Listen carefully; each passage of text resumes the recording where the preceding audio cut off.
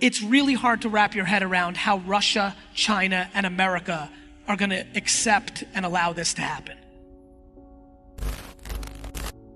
The 99% of the people in the world understanding of blockchain or crypto is the word Bitcoin, and that's where it starts and ends. 99 in the collective 7.7 billion people. So many people here have been able to be successful in monetizing cryptocurrencies on the back of building personal brand and being given tokens in exchange for PR services or vlogging or things of that nature.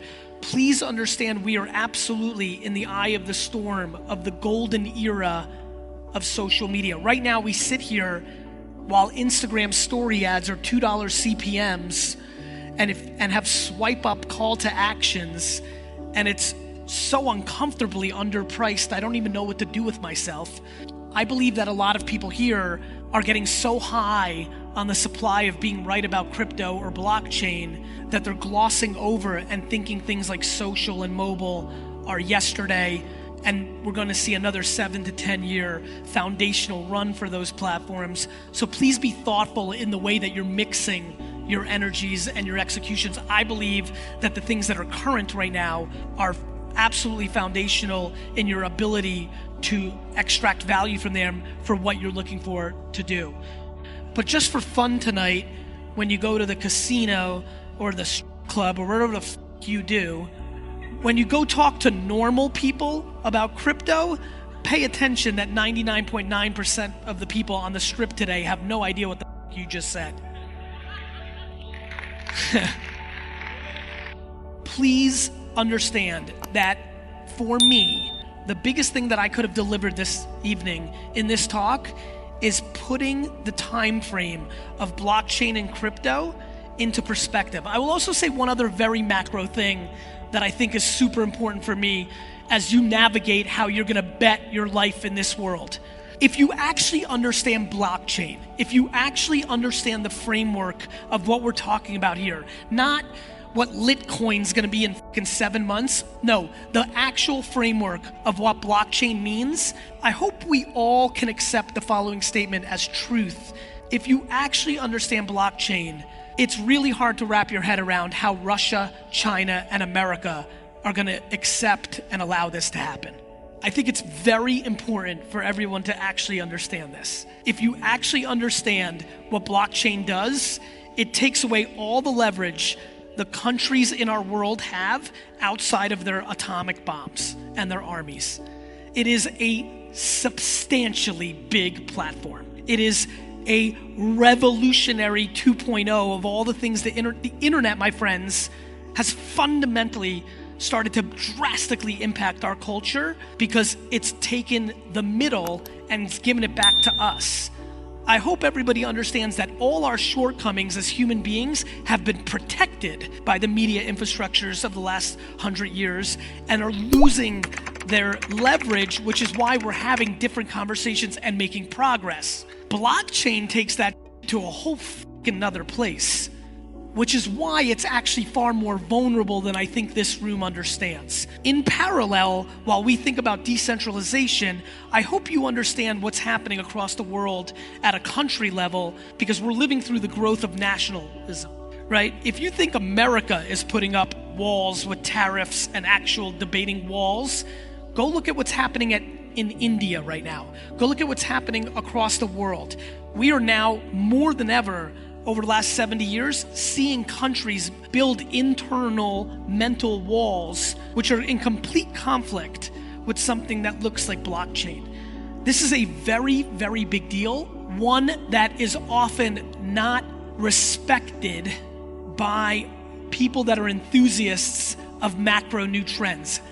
When Instagram copied the feature of Snapchat stories and pretty much pulled off a pretty substantial punch in the face to Snapchat, it created everybody in the social media world to understand that you better not build a feature, because the ability of an incumbent like Facebook, Apple, or something of that ilk to copy that and stop you from growing is a very big deal. If you look at what's happening with the scooter movement, a lot of the cities and states are not going to get tricked this time the way they did with Uber.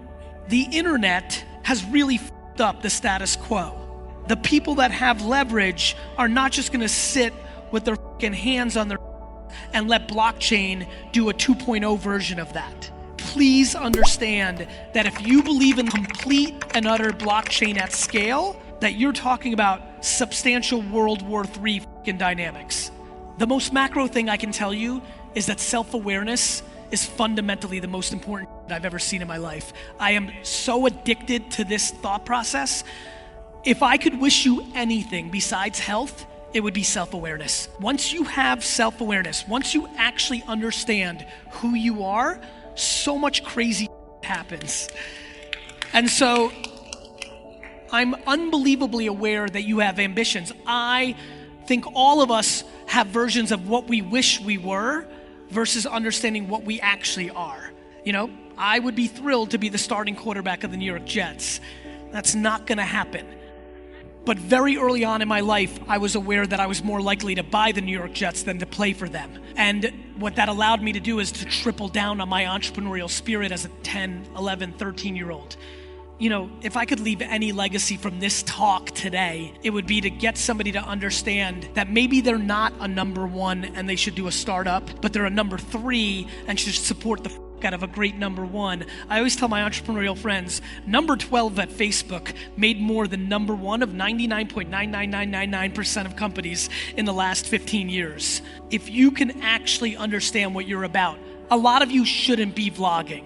A lot of you shouldn't be investing. And that is not a negative, that's a positive. I unbelievably want to start instilling things like self-awareness and patience, because I can tell you one thing. How many people here are under 30? Raise your hands. I really wish you knew what it felt like to be 42. And I'm sure a lot of people here, how many people over 40?